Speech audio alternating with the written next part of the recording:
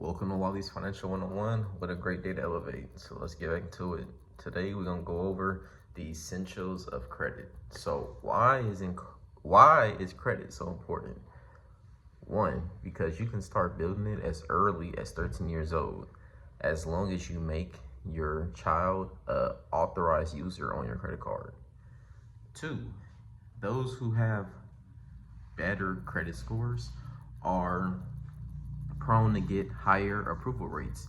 And these higher approval rates can be either for personal loans, business loans, insurance discounts, so health insurance, car insurance, even life insurance. You can get higher approval rates for no security deposits when you're trying to rent something out, your rental applications, like I said, auto loans and home loans, but just higher approval rates. Higher approval rates when you have a better credit score. Also, when your credit score is above that 650, 700, you also can get an increase in your credit limits. But what if you have a bad credit score? So that means higher interest rates. You need more cash up front, lower approval rates on loans, as well as higher insurance rates.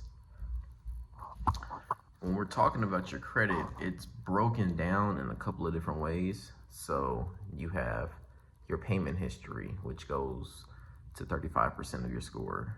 The credit history length, which is about another 15%. The credit mix, like all the different types of credits you have mixed in your credit history. New credit lines is also 10%, as well as the amount of debt that you owe, which can be about 30%. So with that breakdown right there, payment history, credit history length, credit mix, new credit, and the amount you owed make up your credit history.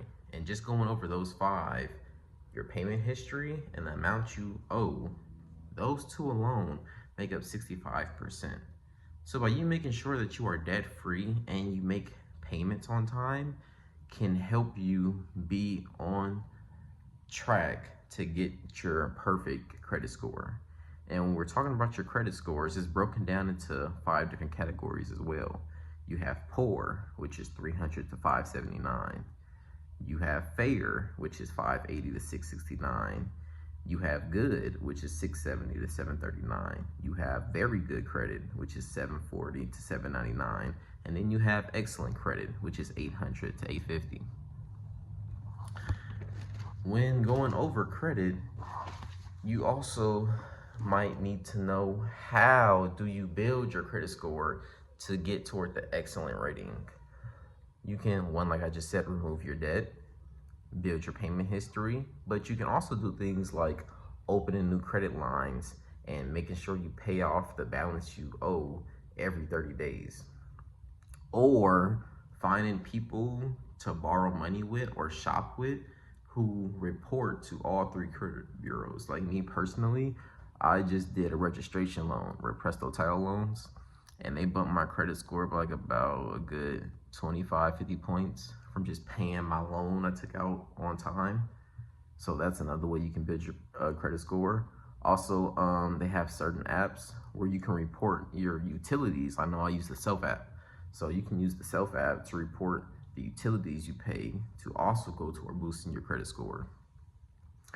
As well as, like I said, borrowing money from stores. So like if you have a business, certain stores are net 30 vendors, which give you they give you a store credit.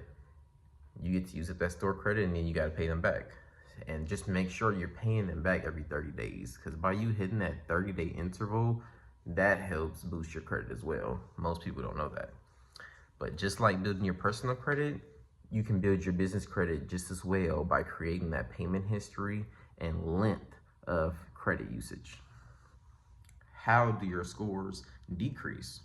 So anybody who has checked their scores and seen that it had a dramatic decrease, you probably either had a collection or inquiry added to your score.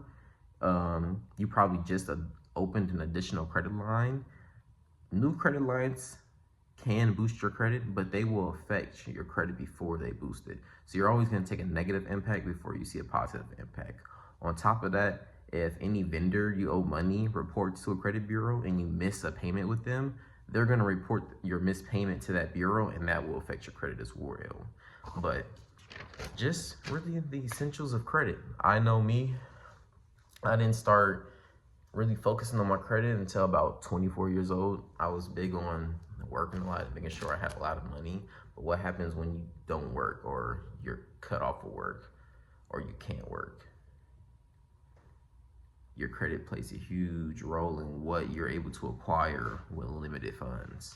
So get your credit up to date, and if you're having problems building your own credit, I'll leave my contact in the description so you can reach out to me.